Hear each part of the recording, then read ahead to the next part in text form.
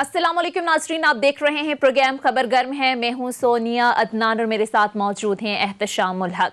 नाजरीन, पाकिस्तान के सियासी मंजरनामे में इस वक्त खासी गर्मा गर्मी है। इलेक्शन कमीशन की जानिब से आज बड़ा अहम फैसला किया गया है। NA-75 डस्का के हवाले से ये फैसला सामने आया है कि पूरे हल्के में दोबारा इंतखाब कराया जाए। ज़ाहिर मुस्लिम लीग नून की जानिब से यही कहा जा रहा था कि दोबारा जो पूरा हल्का है उसमें दोबारा इंतखाब होना चाहिए। इसके साथ साथ नाज़रीन, चीफ इलेक्शन कमिश्नर की जानिब से अपने फैसले में यह कहा गया कि हल्के में साफ शफाफ इंतखाब नहीं हो सका, खौफ और हिरास फैलाया गया और अमन अमान की सूरत हाल भी ठीक नहीं रही। इसके साथ साथ नाज़रीन, आपको बताएं कि अब इलेक्शन कमीशन की जानिब से एक बड़ा फैसला ये भी कहा गया है कि जो गफलत बरतने के मुर्तकिब अफराद रहे, एहलकार रहे, उनके खिलाफ भी कार्रवाई का फैसला किया गया है इलेक्शन कमीशन की जानिब से। और चीफ सेक्रेटरी और IG पंजाब को भी 4 मार्च को जाती हैसियत में तलब किया गया है। अब दूसरी तरफ हम देख रहे हैं कि मुस्लिम लीग नून इस फैसले को तारीखी फैसला कह रही है, लेकिन हुकूमत की जानिब कहा जा रहा है कि हम इस फैसले को चैलेंज करेंगे। सुप्रीम कोर्ट में चैलेंज करने का फैसला किया गया है हुकूमत की जानिब से। इस पर आगे चलकर डिटेल में बात करेंगे नाजरीन। और इसके साथ साथ दूसरा मामला ज़ाहिर है सेनेट इंतखाब को लेकर भी गहमा गहमी उरूज पर है। 3 मार्च को इंतखाबात होने जा रहे हैं और ओपन बैलेट करवाने से मुतालिक सुप्रीम कोर्ट ने जो राय है वो महफूज कर ली है। अगर देखा जाए ओवरऑल जो रिमार्क्स रहे सुप्रीम कोर्ट के, तो काफ़ी हद तक क्लैरिटी जो है वो आ गई है, लेकिन हतमी फैसला आना अभी बाकी है। अब देखना यह है कि सुप्रीम कोर्ट इस पर क्या राय देती है। इन सब मामलात पर नाज़रीन आज की प्रोग्राम करेंगे और बात करने के लिए मुझे ज्वाइन करेंगे सीनियर तर्जियाकार lieutenant general retired Amjad Shoaib साहब ने मुझे ज्वाइन किया है। अस्सलाम वालेकुम सर। सबसे पहले तो बहुत शुक्रिया अमजद शोएब साहब आपके वक्त का। सर, आगाज़ कर लेते हैं डस्का इंतखाब से मुतालिक ही। एहतशाम साहब, बल्कि सबसे पहले आपकी तरफ ही आते हैं। कैसे देखते हैं आज जो इलेक्शन कमीशन की जानिब से फैसला सामने आया, और साथ ही साथ एहतशाम साहब, बहुत कम हमने देखा है पाकिस्तान की सियासी और इंतखाबी तारीख में कि इलेक्शन कमीशन जाती हैसियत में तलब करे चीफ सेक्रेटरी को, IG को। ये तो सीधी सीधी जो जिम्मेदारी है तमाम तर मामलात की, ये तो पंजाब हुकूमत पर आयद की गई है। तो आप समझते हैं कि हुकूमत के लिए एम्बैरसमेंट है ये? देखिए सोनिया, ये तो जितनी तेज़ी के साथ इलेक्शन कमीशन वाइब्रेंट हुआ है और इतने ज़बरदस्त तरीके से बैक टू बैक उनके फैसले आए हैं, ये तो बड़ा वाज़े तौर पे चार्जशीट भी है, इंडैक्टमेंट भी है पंजाब गवर्नमेंट के ख़िलाफ़। इस हद तक तो समझ आती थी बात कि जी ठीक है, आपने इतने दिनों के बाद फ़ैसला किया कि जी शफाफ इलेक्शन नहीं हुए। आपने जो लोग इसमें मुलविस थे उनके बारे में भी आपने बड़े वाज़े अंदाज में कहा कि जी पंजाब गवर्नमेंट का फेलियर है, लॉ एंड ऑर्डर ठीक नहीं था, शफाफियत नहीं थी। और IG पंजाब और चीफ सेक्रेटरी पंजाब जो है ना, उनसे जब रब्ता किया जाता था वो कोई एक सो रहा होता था, एक जाग रहा होता था, मुलाकात नहीं होती थी। फिर जिस तरीके से 20 ROs और पोलिंग ऑफिसर गायब हुए उसके बारे में उन्होंने बातें की। लेकिन ये जिस तरीके से आज चीफ सेक्रेटरी IG को बुलाया गया, तो बड़ा वाज़े तौर पे जिसको कहना चाहिए अदम एतमाद किया गया है पंजाब हुकूमत पे, और पंजाब हुकूमत पे सवालिया निशान उठाया गया है। वही बात जो देखा जाए कि जी जो मुदाखलत कर रही है पंजाब हुकूमत, जो ही बात कर रही थी अपोजिशन और ख़ास तौर पर PMLA, उनकी बात मानी जा रही है। सिकंदर सुल्तान साहब जो हैं बड़े अच्छे अफसर समझे जाते हैं, चीफ इलेक्शन कमिश्नर। शहीद मेहदी साहब एक फॉर्मर ब्यूरोक्रेट और बड़े सीनियर ब्यूरोक्रेट, और नवाज शरीफ साहब के प्रिंसिपल सेक्रेटरी उनके दामाद हैं। अच्छा। और बहुत सारे वालों से इनके साहबजादे शहीद मेहदी साहब के आपने देखा चेयरमैन CDA भी हैं और सेक्रेटरी भी हैं वहाँ पे। तो ये अपनी जगह पे है, लेकिन मुझे जो बात नज़र आ रही है वो जिस तरीके से पिछले दूसरे केस में जो सेनेट के हवाले से रेफरेंस प्रेजेंशियल गया हुआ है, सोनिया चीफ जस्टिस साहब ने जिस तरह हमने देखा कि कई मौके पे चीफ इलेक्शन कमिश्नर को बस बड़ी सख्त वार्निंग, जिसको कहना है धोया है, लिटरली धोया उनको। तो अब बार बार वो यही बात करते थे, उस पर भी आप बात करेंगे। जी आप सियासी बात करते हैं, जो कानूनी बात है वो नहीं कर रहे, आप आईनी बात नहीं कर रहे। तो मेरा ख्याल है ये हुकूमत के लिए परेशानी की बात तो है। अब फैसला उन्होंने कर लिया है कि जी सुप्रीम कोर्ट में चैलेंज करेंगे। एक जो हुकूमत के पार्ट पे सोनिया एक बेहतर बात नज़र आ रही है कि जिससे मामला हुकूमत की साइड पे भी जा सकता है, वो बयानात जो SN इकबाल साहब के, मियाँ जावेद लतीफ़ के और लोगों के हैं, जिन्होंने इलेक्शन के दिन रात को ये कह दिया था कि जी ये 20 हल्के हैं, इनके बारे में हमें कोई तफुज़ात नहीं है। 334 के हलकों के करीब में उन्होंने उनको क्लियर किया था। अब 360 के 60 भी जो है ना, उनकह रहे हैं दोबारा किए जाए। वो सवाल है कि जी वो क्यों कहा जा रहा है जी। शायद वो कहते हैं सेकंड थॉट है कि असद मली जो है ना, वो वहाँ पे उसकी मेजोरिटी है, वो जीत सकता था। अब ये देखना है कि ये इस सारे मामले को हुकूमत कैसे काउंटर करती है। वैसे तो हुकूमत की जानिब से एहतशाम साहब कहा गया है कि मामले को सुप्रीम कोर्ट में चैलेंज करेंगे, लेकिन दूसरी तरफ आपको लगता है कि हुकूमती मौक़िफ़ की किसी हद तक तायद भी है? जिस तरीके से कहा जाता रहा है कि इदारे आज़ाद हैं, प्रेशर के बगैर फैसले करते हैं, तो समझते हैं कि हुकूमती मौक़िफ़ की तायद हुई है इस फैसले के बाद? एक अरसे के बाद हमने देखा है कि जिस तरीके से चीफ इलेक्शन कमिश्नर साहब जो हैं और उनका पूरा अदारा अब बड़े हवालों से बाख्तियार नज़र आ रहा है, और जिसको कहते हैं पार्लियामेंट बड़ी हद तक हुई है। मानते हैं आज भी कि हमारा चीफ इलेक्शन कमीशन जो है उस तरह आज़ाद नहीं है जिस तरह पड़ोस में हिंदुस्तान का है। सच्ची बात है, वहाँ पे एक ब्यूरोक्रेट जो है ना, वो आके चीफ इलेक्शन कमिश्नर बनता है। वहाँ पे कोई मिसाल नहीं कि अदलिया से किसी आदमी को लिया जाता है। ये हमारे ही ऐसा है। वैसे आज तो बड़े दलेराना फैसले नहीं हुए। देखिए अब इसको देखो ना, अब आपस की बात है सोनिया कि अगर यही फैसला नून के खिलाफ आता तो आप देखते हैं कितना क्रिटिसिज्म होना था। यही चीफ इलेक्शन कमिश्नर साहब को जो आज जितने ज्यादा आप उनको अच्छा समझा जा रहा है, वो सब के सब नेगेटिव चीजें हो जानी थी। ये जो एहतजाज किया गया था, एहतशाम सब कहते थे कि इलेक्शन कमीशन और हुकूमत का गठजोड़ है और पता नहीं क्या क्या इल्जामात लगते थे, और आज उसी इलेक्शन कमीशन की तारीफें हो रही हैं। देखिए एक तो ये जो बात समझ आ रही है सोनिया के जिस तरीके से PMLN और ख़ासतौर पर मरीम नवाज साहब दबाव बढ़ा रही है, वो हर वो मौका तलाश करती हैं कि किस तरीके से हुकूमत को एम्बैरस किया जाए, बैकफुट पे किया जाए। मीडिया ट्रायल हो उनका, सिविल सोसाइटी में और सोशल मीडिया पे लोग उनके बारे में बातें कर रहे हैं, तो वो अपने ट्रैक पे जा रही हैं। मेरा अपना ख्याल है कुछ हवाला से जो सोल सर्चिंग करने की ज़रूरत है गवर्नमेंट के पार्ट पे, वो नहीं हो रही। जो एक बड़ा वाज़ेह तो आज देखे ना, वो आज उन्होंने प्रेस कॉन्फ्रेंस किया हाउसिंग के बारे में, किसने? अपने गिल साहब ने, शहबाज गिल साहब ने, और उन्होंने कहा कि जी अब मीडिया का इम्तिहान है कि रोज़ फजूल किस्म के प्रोग्राम करते हैं, इस पर प्रोग्राम करना चाहिए। और भाई आप कारकर्दगी दिखाएंगे तो आपको कहने की ज़रूरत नहीं पड़ेगी, चीज़ें सामने आएंगी। मैं एक बार बात कहता हूँ कि हुकूमत के लिए सबसे बड़ी मुश्किल जो पैदा करेगी चीज़ एक चीज़ है, वो जो चीनी आटे के बारे में कमीशन की रिपोर्ट पब्लिक होना और अब तक लोगों के खिलाफ एक्शन ना होना। चले भले आप एक्शन ना लें, माफियाज हैं, और भाई चीनी की कीमत 100 रुपये से ज़्यादा है, 38 से 40 रुपये किलो आटा है। आम आदमी की ये 98% लोगों की मुश्किलात में से एक बड़ी मुश्किल है। लोग इसको भूलने के लिए तैयार नहीं, हुकूमत ने यहाँ एक्शन नहीं लिया, लिहाजा पब्लिक ओपिनियन इनकी इन सारी चीज़ों के खिलाफ हो रही है। सही। अच्छा एहतशाम साहब, हमने देखा कि हुकूमत की जानिब से पहले तो ये कहा जाता रहा कि जो भी फैसला आएगा इलेक्शन कमीशन की जानिब से उसे मिनौन तस्लीम करेंगे। आपने भी देखा कि शिबली फराज साहब जब आए उन्होंने मीडिया पे ये बात की, लेकिन अब तहफ़्फ़ुज़ात का इजहार किया जा रहा है। चलें जो चैलेंज की बात है वो तो हक है, लेकिन तहफ़्फ़ुज़ात का इजहार करना ये क्या दुरुस्त? देखिए तहफ़्फ़ुज़ात का इजहार करने का तो सोनिया हर किसी को हक है। मतलब आप सुप्रीम कोर्ट के फैसले पे भी आप तहफ़्फ़ुज़ात का इजहार कर सकते हैं, एक इज्जत के पैराए में आप क्रिटिसाइज भी कर सकते हैं। सारी दुनिया में है कि आप सुपीरियर जुडिशरी के फैसलों को तनकीद का निशाना बना सकते हैं, लेकिन आप मिलान नहीं कर सकते, डिसरिप्यूट में उनको नहीं लेके आ सकते। ठीक है ना, उससे नहीं लगना चाहिए कि आप जाती कोई स्कोर सेटल कर रहे हैं। तो वो ठीक है, अपनी जगह है, तो वो सुप्रीम कोर्ट सुनेगी तो सामने आ जाएगी चीजें। Lieutenant general retired Amjad Shoaib साहब से हमारा राबिता बहाल हो चुका है। जनरल साहब बहुत शुक्रिया आपके वक्त का। एक तो इस पर कमेंट कीजिएगा, आज जो इलेक्शन कमीशन की जानिब से फैसला आया है। दूसरा ये भी जो एहतशाम साहब भी बात कर रहे थे कि बहुत कम हमने देखा है पाकिस्तान की इंतखाबी और सियासी तारीख में कि इलेक्शन कमीशन जो है वो जाती हैसियत में तलब करे चीफ सेक्रेटरी को, IG पंजाब को। तो आप समझते हैं कि डायरेक्ट जो जिम्मेदारी है ये तो पंजाब हुकूमत पर आयद कर दी गई है, तो आप समझते हैं कि ये एम्बैरसमेंट होगी गवर्नमेंट के लिए भी?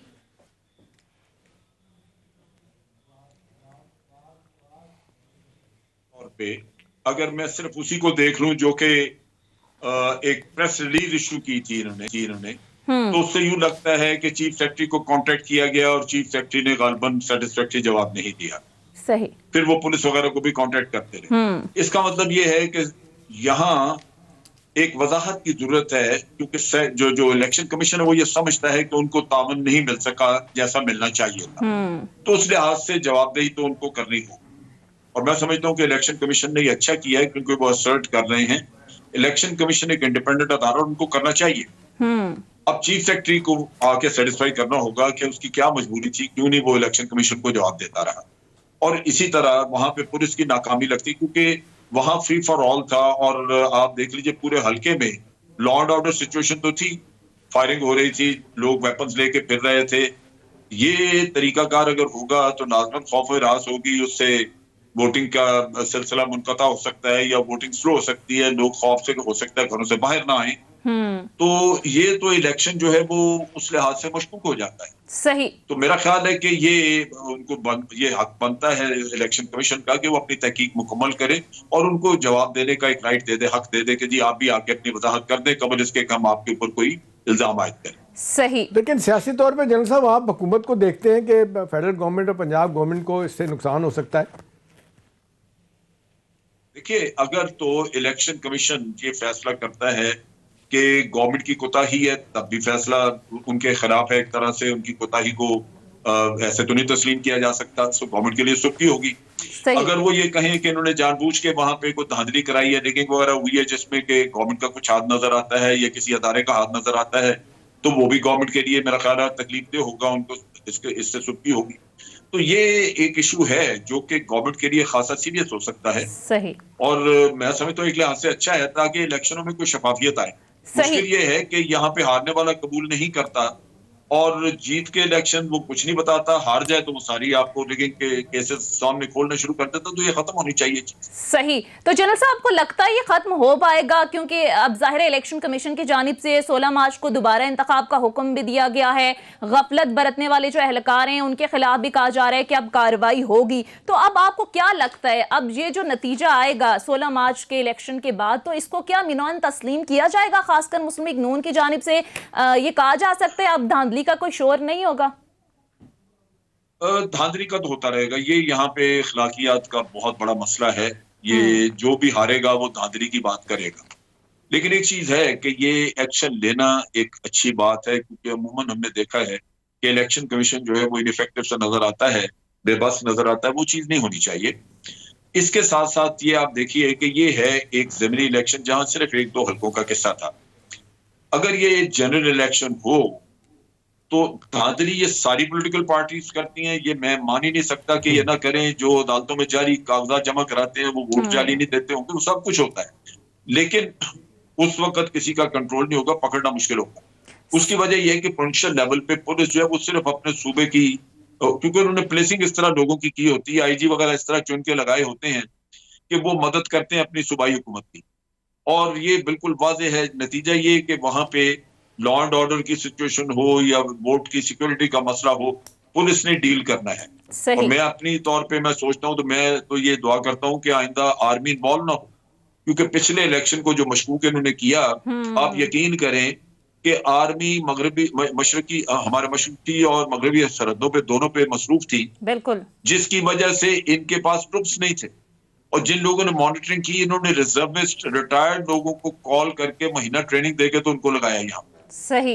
और इज्जत क्या कमाई के उसके बाद आज दिन तक उस पर इल्जाम है। सबूत कोई नहीं देता, इल्जाम धरता है। सही आप कह रहे हैं। फौज को चाहिए कि जी सिक्योरिटी की बात करें, वो कहें जी हम आपको पीछे कंटोनमेंट में रहेंगे, अगर कहीं सिचुएशन खराब हुई तो कॉल कर लीजिए, हम जाएंगे।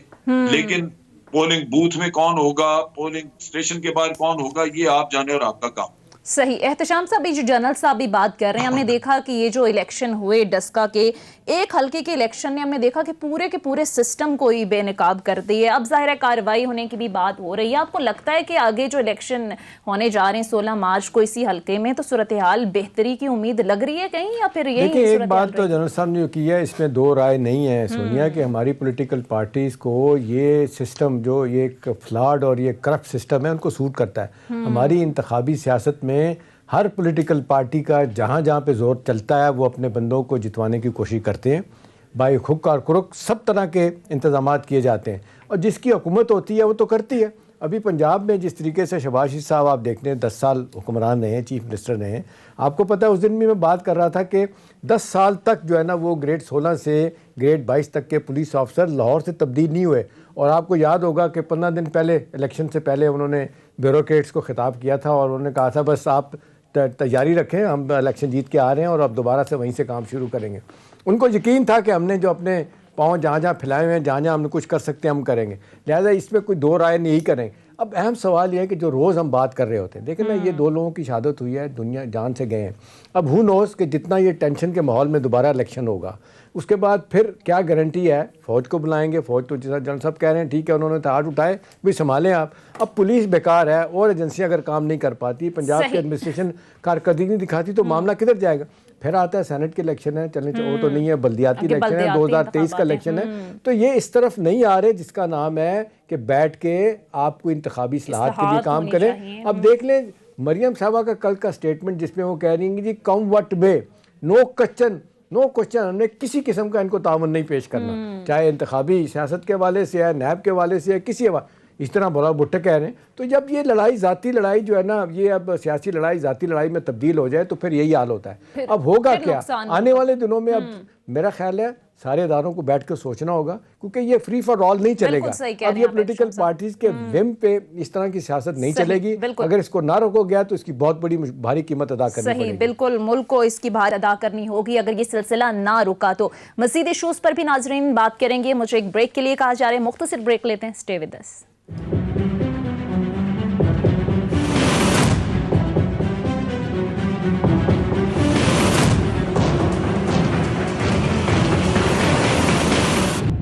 ब्रेक के बाद खुशामदी जनरल साहब, मैं अब आपकी तरफ आऊंगी। आज ज़ाहिर इलेक्शन कमीशन की जानिब से कहा गया कि जो भी इंतखाबात हुए वो साफ शफाफ नहीं हुए, जो भी इलेक्शन कमीशन की जानिब से मौक़िफ़ रहा और ये कहा गया कि दोबारा से इंतखाबात होने चाहिए। लेकिन हुकूमत दूसरी तरफ ये कहती है कि अगर हमने यहाँ धांधली करवानी थी तो फिर नौशहरा उनका अपना हल्का था, वहाँ भी करवा सकते थे, वज़ीराबाद में भी करवा सकते थे। तो इस मौक़िफ़ में आपको कितना वज़न लगता है? बिल्कुल, इसमें जो मुझे समझ लगती है वो ये है कि हुकूमत डेफिनेटली इसमें शामिल नहीं है। उसकी बुनियादी वजह आप जैसे कह रहे हैं, अगर हुकूमत ने करना तो वो तो एज ए पॉलिसी फिर करेगी तमाम जगहों पे। बिल्कुल, क्योंकि हुकूमत होने की इख्तियारात उनके पास है, अदारे उन्हीं के पास है। ये हो नहीं सकता कि फिर वो एक कॉन्स्टिट्यूंसी और उसमें भी थोड़े से जो पोलिंग स्टेशन है उनमें ये किया जाए। अगर एक कॉन्स्टिट्यूंसी में भी करना है तो फिर सारी जगहों पे कुछ न कुछ हो सकता था। तो वो जो लगता है ये मशकूक है के साथ। लेकिन मुझे ये फीलिंग है कि ये कुछ लोग हैं जो मिले हैं, हो सकता है उन्होंने पैसे दिए हों कुछ काम करने के लिए और उनको यकीन दहानी कराई गई हो कि तुम्हें बचा लेंगे, कोई ऐसा मसला नहीं होगा। तो ये लोकल लेवल पे कहीं छोटे पैमाने पे किसी ने गड़बड़ की है। बाकी तो वहां पे फ्री फॉर ऑल था। नून लीग का भी जो दाव लगा उन्होंने किया होगा, सही सर, फ्री फॉर ऑल थी। वहां पे वेपन लेके पहुंचे हुए थे, इनके सारे लीडर भी, नून लीग के भी, दूसरे भी लगे हुए थे और 2 लोग भी मारे गए। तो वहां पे कोई ऐसे हालात नहीं थे जिसमें कि आदमी ये कह सके कि सारा इलेक्शन फेयर ही हुआ होगा। फेयर हो नहीं सकता था ऐसे माहौल में। सही। तो जिसका जो दाव लगा उसने कर दिया। ठीक है एहतशाम साहब, मैं आपकी तरफ आती हूँ। अब मरियम नवाज साहिबा की जानिब से ये कहा जा रहा है कि जो इलेक्शन कमीशन का फैसला है ये तो खुशाइंद है, लेकिन बड़े सवालात वो कह रही हैं कि अभी भी बाकी हैं कि साजिश तैयार कहाँ हुई, किसका हुक्म सुना जा रहा था, सबको कटहरे में लाना होगा। गुज़िश्ता रोज़ भी उन्होंने डायरेक्टली बात की कि एजेंसीज इसमें मुलव्विस है, लेकिन हमने देखा कि PDM की जो दीगर क़यादत है उसने अलहदगी इख्तियार कर ली है। तो ये किसकी तरफ इशारा किया जा रहा है? डबल स्टैंडर्ड मेरा ख्याल है सोनिया नहीं होने चाहिए। 2 दिन पहले जिस तरीके से परवेज़ साहब की नाअहली होती है तो वहाँ तो कहा गया कि जी ये फैसला ठीक नहीं है। वहाँ पे सारी PMLN की क़यादत कह रही है कि जनाब ये गलत फैसला हुआ है, और यहाँ तक कहा गया कि जी परवेज़ रशीद साहब ये कहते हैं कि जी मुझे पता है मुझे किसने नाअहल करवाया। वो इस बात का जवाब नहीं देते कि भाई 10 सालों में 90 लाख रुपया पंजाब हाउस के आपके ड्यूज़ें आपने नहीं पे किए। आप कहते हैं कि जी मैं पे करने के लिए गया हूँ, मुझसे किसी ने लिए नहीं। अब देखिए आपका ये आर्गूमेंट इलेक्शन कमीशन ने नहीं माना, आपका ये इलेक्शन ट्रिब्यूनल ने नहीं माना, उसके बाद आपके पास हक था सुप्रीम कोर्ट में जाए, वहाँ नहीं गए। इसका मतलब आपका मामला कहीं रुका हुआ है, कहीं केस आपका वीक है। अब मरियम साहबा देखें ना, बात यही है सोनिया कि हमने देखा ओवर द ईयर अदालतों के फैसले हक में आए तो जनाब वो फ़ौरन कहते हैं जी मिठाइयाँ बांटो, बड़ा अच्छा फैसला है, अदालतें आज़ाद हैं। खिलाफ आए तो कहती हैं अदालतों को कोई और डिक्टेट करवा रहा है। अभी पनामा में ये देख लेना, शुरू में मिठाई बांटेगी, बाद में पता चला गलत हुआ है, ये तो हमारे खिलाफ ही चला गया। लेकिन ये सारा जो आपके सवाल का 1 जवाब है कि मरियम नवाज साहबा पूरा दबाव डालेंगी अदारों के ऊपर। अभी आप देख लें कल अदलिया को उन्होंने ललकारा था, जिस तरीके से अभी हम आगे बात करेंगे, जिन्होंने कहा कि जी आप सियासी तौर पर यह फैसला है आप इसमें पार्टी ना बने। वो वार्न करनी थी, एक डिक्टेट करवानी थी सुप्रीम कोर्ट को। ये तो उनकी तरफ से कोई रिएक्शन अभी तक इस हवाले से नहीं आया।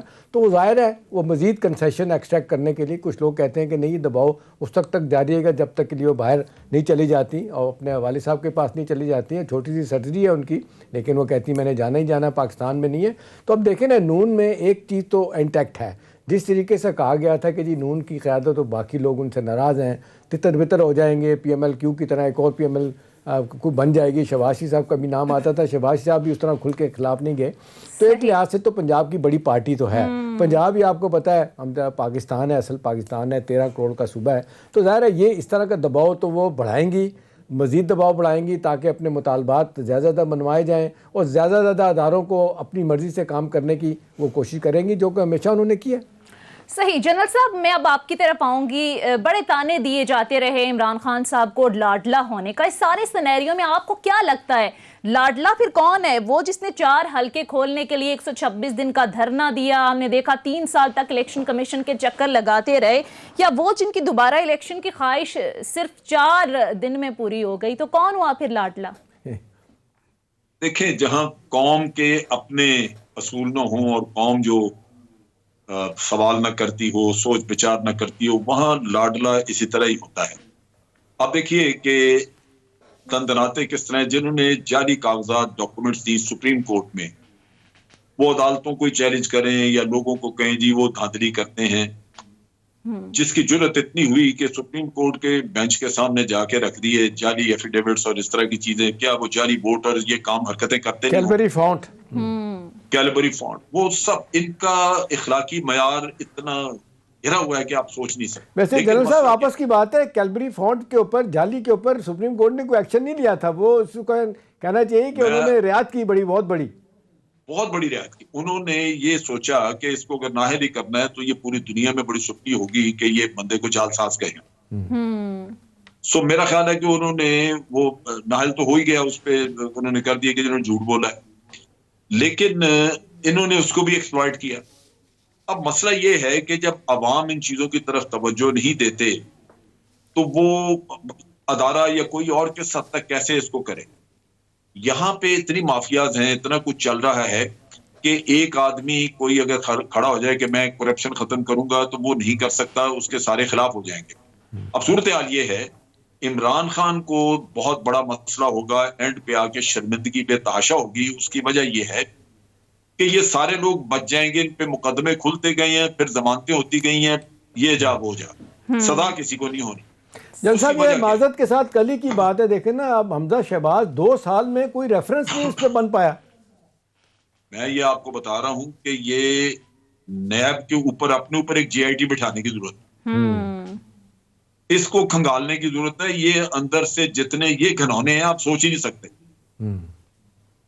ये एक और दुख है इस मुल्क का कि ये आप समझते हैं कि ये कोई काम करेंगे, गरीब गुरबा को पकड़ के लेके ये पैसे निकलवा के आपको कहते हैं जी हमने पैसे निकलवा लिए, 372 अरब आ गया। और भाई मेगा स्कैंडल में तो एक आना भी आप नहीं निकलवा सके किसी से, ना नाहली किसी की हुई तो ना ही पैसा निकला। और उसकी वजह बुनियादी तौर पे यही है कि ये काम नहीं करते, इनके अपने लोग जो हैं वो मिले हुए बाहर लोगों से। ये अदारा जो था इसमें एक भी आदमी वो नहीं है जिसको इमरान खान ने भर्ती किया हो यहाँ। ये सारे वो हैं जो कि या जरदारी साहब के वक्त में आए हैं, जो उनके और या बाद में इनके नूली के वक्त में जो अपने ये लगाते रहे चेयरमैन, वो उनसे भर्तियां करवाते रहे। एक भी आदमी की वफादारी इस गवर्नमेंट के साथ नहीं है कि वो निकाल के दे दे इनको साथ। बिल्कुल। अब ये सारे दन दनाएंगे, आज भी दन दना रहे हैं, और उसकी वजह बुनियादी ये कि जब आप सजा नहीं किसी को दिलवा सकते तो आप नाकाम है। एंड पे आपका जो सबसे बड़ा नारा था वो नाकाम नजर आएगा कि जनाब हम उनको छोड़ेंगे नहीं, पैसे निकलवाएंगे, ये करेंगे, वो भाई वो आपका मुंह चढ़ाएंगे, वो कहेंगे जनाब इतने साल लगे रहे, क्या निकाला, क्या हुआ। तो आपने किया क्या, एक अदारे पे एतमाद किया इसलिए कि वो चेयरमैन आपको नारे शारे रोज लगा के कहता था कि जनाब हम छोड़ेंगे नहीं, हम ये करेंगे।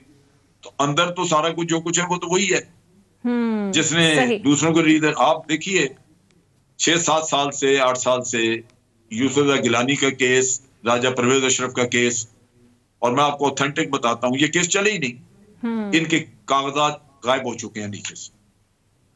सही, ठीक है। यही बात कैसे अकाउंटेबिलिटी करेंगे कैसे? अगर गायब हुए हैं तो नैब का कोई बंदा मिला हुआ तो हुए है ना, ऐसे तो नहीं हो सकता। बिल्कुल। एहतशाम साहब, यही बात को अगर हम आगे बढ़ाएं तो हुकूमत का यही रोना है कि सारे मामलात में ब्यूरोक्रेसी जो है वो ताउन नहीं कर रही। तो जब ताउन नहीं करेगी तो फिर हुकूमत कैसे कामयाब होगी? देखिए Sonia, at the end of the day जैसे जनरल साहब बात कर रहे हैं ना, ये आर्गूमेंट आपको कोई बाई नहीं करेगा। लोग तो यही कहेंगे कि जी आपको पूरी एडमिनिस्ट्रेटिव मशीनरी आपके पास थी, पुलिस थी, फौज ने भी डायरेक्टली आपको बड़ी सपोर्ट की, जहाँ जहाँ वो कर सकते थे उन्होंने की, बाकी अदारे आपके साथ थे। अब देखें, ये एक बड़ा अहम सवाल है कि हमारे यहाँ ओवर द ईयर जिस तरीके से पॉलिटिकल पार्टीज़ ने अपने अपने क्लाउड्स बनाए, जिस तरीके से उन्होंने पोलिटिसाइज़ किया अदारों को, पुलिस देखो क्यों नहीं ठीक हो रही भी, बावजूद इस बात के कि आप देख लें पंजाब पुलिस में रिफॉर्म आनी थी, किस तरह कहा जाता है कि जनाब वो दुरानी साहब को लेके आए थे, आईजी को बड़े मान के साथ लेके आए थे केपी से, उसके बाद एक हफ्ते के बाद उनकी छुट्टी कर दी, इसलिए कि वहाँ पे लोगों को एक्सेप्ट नहीं करते लोग कि जी कोई पुलिस रिफॉर्म उनकी मर्ज़ी के बगैर हो जाए। देखिए, इस सारी बातों का नुकसान मुझे भी जनरल साहब ज़ाती तौर पर एक चीज़ का पता है कि बाजवा साहब ने कहा जाता है कि एक मीटिंग में इमरान से कहा था कि भाई देखें, आप निज़ाम की तब्दीली की तरफ जाएं, अगर आप निज़ाम की तब्दीली की तरफ नहीं जाएंगे तो ये जो लॉज आज नैब हैं कल आपके ख़िलाफ़ इस्तेमाल होंगे। अभी आप देख लें जिस तरह सूरत हाल जा रही है, नवाशी साहब कहते हैं हमने भुगत लिया है, गिरफ्तारी से पहले नैब के यही लॉज रहेंगे। मरियम साहबा बिलावल साहब कहते हैं जी कम मट में हमने ये नहीं करने देना। जब वो चाह रहे थे चार्टर ऑफ इकोनॉमी किया जाए इसहाक डार के ज़माने में, पीटीआई ने कहा जी आपके नज़दीक नहीं आएंगे। अब देखें ना जिस तरीके से ये एक दूसरे के ख़िलाफ़ रहे और पार्लियामेंट को टोटली जिसको कहते हैं गैर फाल कर दिया, लेके 125 के करीब कमेटियाँ हैं वो काम नहीं कर रही, तो नतीजा अब क्या है? अब सिर्फ और सिर्फ ओपोजिशन का फोकस ये है, उन्हें कोई देनादारी के साथ मैं समझता हूँ कि दिल में कोई दर्द नहीं आम आदमी का, उनका काम है सीधा सीधा कि जी हुकूमत को हटा के खुद आ जाए, बस यहाँ तक है जनरल साहब। बिल्कुल यहाँ तक। मैं एक चीज आप बताऊं, ये जो करप्ट सिस्टम है जिसकी बात हुई कि जी इसको तब्दील होना चाहिए, ये कोई भी पार्टी नहीं करना चाहती तब्दील, सबको सूट करता है, सही, सब मजे में है, सही। मैं एक चीज आपको बताऊं, जी, पुलिस का निजाम है, आपने पुलिस अपनी मर्जी की लगाई, कराची में मसलन आईजी अपना है, आप जिस तरह चाहे कर लें। मैं एक चीज आपको बड़ी मोटी बताऊं, डॉक्टर आसिम का केस, डॉक्टर आसिम के केस में आपको याद होगा कि चौधरी निसार उस वक्त वजीर दाखिला थे और उन्होंने स्टेटमेंट दी कि हमारे पास 200 घंटे की इसकी एतराफी ऑडियो ये टेप्स मौजूद हैं, वीडियो टेप्स, 500 रुपया और 462 रुपए का करप्शन का था। जीआईटी हुई जो रेंजर्स के उधर हेडक्वार्टर में होती थी और उसमें नैब के लोग भी थे, सारे इन्होंने जीआईटी कर दी और वो जीआईटी फिर बिलाखिर क्योंकि इनके पास ट्रायल का इख्तियार नहीं है रेंजर या किसी और के पास, तो वो पुलिस को देनी पड़ती है। पुलिस ने ट्रायल उसको लेके अच्छा रेंजर्स ने जो इनिशियल केस दिया था वो दिया था टेररिज्म का, कि टेररिस्ट की मदद का। आप देखिए कि 24 घंटे के अंदर अंदर उन्होंने वो गवाहों के नाम और चीजें बदल दी उस जीआईटी में से। नतीजा ये है कि वो जब सामने लाए जज के तो जनाब ये फलां गवाह है, ये तो जी 15 साल पहले मर गया था, ये फलां गवाह है वो तो इधर चला गया। और जनरल साहब शर्जील मेमन के कमरे से आपने देखा शराब की बोतल उसको शायद बना दिया गया, शायद बनते 24 घंटे लगे। सही, ठीक है। ये कह रहे हैं बेसिकली जनरल साहब कि कोई भी पार्टी या जमात इस सिस्टम को बदलना नहीं चाहती, जिस तरह एहतशाम साहब भी बात करते हैं कि यही सिस्टम इन जमातों को सूट करता है। बहरहाल ब्रेक के लिए कहा जा रहा है, नाज़रीन ब्रेक लेते हैं, हमारे साथ रहिए।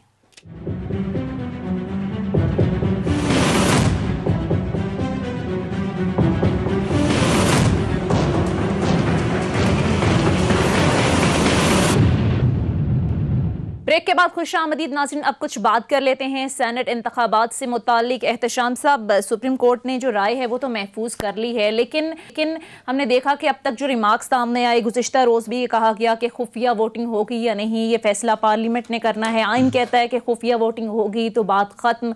आज भी जो रिमार्क्स रहे, आपको क्या लगता है क्या राय दी जा सकती है सुप्रीम कोर्ट की? देखिए, इससे पहले एक जुमला मैं कहूँगा, जो भी जनरल साहब भी बात कर रहे थे, हमारी सियासी पार्टियों का जो रोल है ना, आपको याद होगा 2013 इलेक्शन हुआ तो पीपल्स पार्टी बरसे-इख्तियार आई, ठीक है ना। उसके बाद पीएमएलएन के साथ मिलके उन्होंने हुकूमत बनाई और इसहाक डार साहब पीपल्स पार्टी के वो थे फाइनेंस मिनिस्टर। आपने देखा कि चंद माह के बाद ही इन्होंने अपनी राहें जुदा कर ली। क्यों? क्योंकि वहाँ कॉन्फ्लिक्ट ऑफ इंटरेस्ट था, उन्हें पता चल रहा था कि जी मामलात नहीं ठीक हो सकते। देखिए, जब अब ये 58 भी ख़त्म करना था तो आप देखें पीपल्स पार्टी पीएमएलएन मिलती रही है। 18वीं तरमीम ख़त्म करनी थी, इन्होंने अपनी मर्ज़ी के मामलात करने थे। जिस तरीके से एनएफसी अवार्ड किया, सारे अखराज अपना क्या कहते हैं रिसोर्सेज उन्होंने ले लिए, वहाँ पे एक दूसरे के साथ मिल जाएंगे। लेकिन ये वाकई निज़ाम इनको सूट करता है, अपनी मर्जी के साथ कर रहे होते हैं। अब आप सुप्रीम कोर्ट के सवाल पे आ जाए, बहुत से हवालों से उन्होंने अपना जहन बता दिया है। 226 के तहत वो समझते हैं जितने आर्गूमेंट हुए हैं बार कौंसिल की तरफ से, पॉलिटिकल पार्टीज़ की तरफ से, उनके नुमाइंदे आए, एडवोकेट जनरल तीनों सूबों के आए, सब जगहों पे अटॉर्नी जनरल ने कहा कि जी होना चाहिए, नहीं ये ओपन हैंड से। इन प्रिंसिपल तो बड़े वाज़े तौर पे सुप्रीम कोर्ट ने एग्री किया कि जी करप्ट प्रैक्टिसेस, हॉर्स ट्रेडिंग को ख़त्म होना चाहिए। और आपने देखा बार बार जो सवाल उठाए उन्होंने चीफ इलेक्शन कमिश्नर पे, उन्होंने कहा भी आपका ये रोल बनता है कि आप इसको ख़त्म करें, लेकिन वो जवाब नहीं दे रहे थे। कल उनकी सर्जनिश भी बड़ी सख्त तरीके से चीफ इलेक्शन कमिश्नर की हुई। अब सवाल ये है कि 226 जो है ना वो इस नतीजे पे सुप्रीम कोर्ट पहुंची है, जो मेरा अपना ख्याल है कि भाई ये काम जो है ना जब तक ये एक्ट ऑफ पार्लियामेंट के ज़रिए 2/3 के तहत तरमीम नहीं होगी, ये नहीं हो सकता। अब यह है कि देखें ना जिस तरीके से पीपल्स पार्टी पे MLN छुप रही हैं, वो इस बात में छुप रही हैं कि जी ये गैर आइनी काम है। अंदर से उनको सबको पता है कि जी गैर आइनी, हमें भी पता है कितने आप आइनी और कानूनी हैं। उनको ये लग रहा है कि जी इस वक्त ये पीपल्स पार्टी PMLN के लिए, PTI के लिए नुकसानदेह है, इनके बंदे आगे पीछे हो रहे हैं। उनको अगर जी अपना भी ख्याल है, लेकिन वो समझते हैं कि जी ज़्यादा लोग जो है ना PTI के लोग खिसक सकते हैं, लिहाजा वो कहते हैं इस दलदल से जितना भी फायदा उठा सकते हैं वो उठाएं और PTI को एम्बैरस करें, लिहाजा वो हाथ नहीं मिला रहे एक दूसरे के साथ। जनरल साहब, आज भी जो अदालत के रिमार्क्स से बड़े अहम थे कि जमाते सेनेट इलेक्शन में करप्ट प्रैक्टिस को तस्लीम तो करती हैं, वीडियोस का हवाला भी दिया गया, अभी जो हालिया वीडियो मंजर आम पर आई, लेकिन फिर दोबारा वही करना चाहती हैं। आपको क्या लगता है, धांधली होती है, सब मानते हैं, लेकिन इसको खत्म करने के लिए कोई तैयार नहीं है, रोकने के लिए कोई तैयार नहीं है? देखिए, बुनियादी असूल तो यही है कि ये सीक्रेट बैलेटिंग होनी चाहिए, क्योंकि लोगों को आजाद होना चाहिए कि वो अपने ज़मीर के मुताबिक करें। लेकिन जब यहाँ पे ये करप्ट प्रैक्टिसेस आई तो ये सब ने महसूस किया। और आपको याद होगा कि मिसाक जमहूरियत जो इन्होंने किया उसमें भी इन्होंने रखा कि जनाब हम ये ओपन बैलेटिंग करवा देंगे।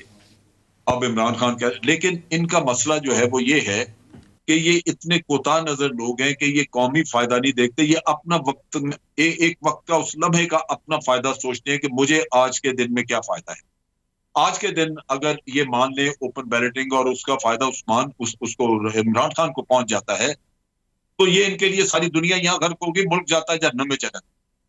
ये नहीं ये समझेंगे कि ये चीज कल इनके लिए भी मुफीद हो सकती है। अभी जब सेनेट के चेयरमैन का किस्सा था तो यही लोग रोध हो रहे थे ना। जनरल साहब, I hate to interrupt you, मैं इसमें एक जुमला ऐड करूंगा। आपको याद है जब नवाज शरीफ साहब को निकाला गया था तो उन्होंने इतनी बुरी पेंट की थी पाकिस्तान की पिक्चर, रोजाना की बुनियाद पे वो कहते थे जी इकॉनमी डूब के समंदर के नीचे चली गई है। मिफ्ता इस्माइल साहब फाइनेंस मिनिस्टर थे, उन्होंने फिर अपने लीडर को कॉन्ट्राडिक्ट किया, उन्होंने कहा जी ऐसी कोई बात नहीं, इकॉनमी हमारी ठीक चल रही है जी। तो वो बात ये है कि ये लोग अगर ये सोचें कौम के मुस्तकबिल के लिए कि जी हमें अगले कुछ सालों के लिए ये खुफिया बैलेटिंग की बजाय ओपन कर लेनी चाहिए ताकि करप्शन को हम कंट्रोल कर सकें, लेकिन वो नहीं, वो ये देख रहे हैं कि जनाब आज शायद इमरान खान को फायदा पहुंच जाए, आज शायद PTI को फायदा पहुंच जाए, और उस पे वो अपनी कौम का पूरा हर चीज को दांव पे लगाने के लिए तैयार। अगर थोड़ी सी दूरंदेशी हो तो अगर इस इलेक्शन में इमरान खान को कुछ फायदा पहुंच भी जाए तो 2-2.5 साल बाद 3 साल बाद जब दूसरे आते हैं तो इनको भी फायदा होगा, फिर फायदा उनको होगा। बिल्कुल। ये तो कोई जरूरी नहीं है कि यही गवर्नमेंट बैठी रही है, कोई और इनकी गवर्नमेंट हो सकती है। सही। कल इनके लोग बिकेंगे, फिर ये अगर शोर मचाएंगे तो इनकी बात नहीं सुननी चाहिए, किसी को इनके मुंह पे मारना चाहिए कि जनाब आपको तो कहते थे कि ऐसे करें। सही। हुकूमत के पास लोगों को खरीदने के ज्यादा वसाइल होते हैं, अगर ये करें हुकूमत ऑब्लाइज कर सकती है, उसके पास बहुत रास्ते हैं। लिहाजा अगर इमरान खान, ठीक है जनरल साहब, आपका पॉइंट आ गया। माजरत के साथ प्रोग्राम का वक्त खत्म हो चुका है। लेफ्ट रिटायर्ड सीनियर तर्जियाकार अमजद शुएब साहब हमारे साथ मौजूद थे, बहुत शुक्रिया सर आपके वक्त का। एहतशाम साहब आपके भी वक्त का शुक्रिया। नाज़रीन, ये था हमारा आज का प्रोग्राम के हवाले से फीडबैक जरूर दीजिएगा। अगले प्रोग्राम तक इजाजत दीजिए, खुदा हाफिज।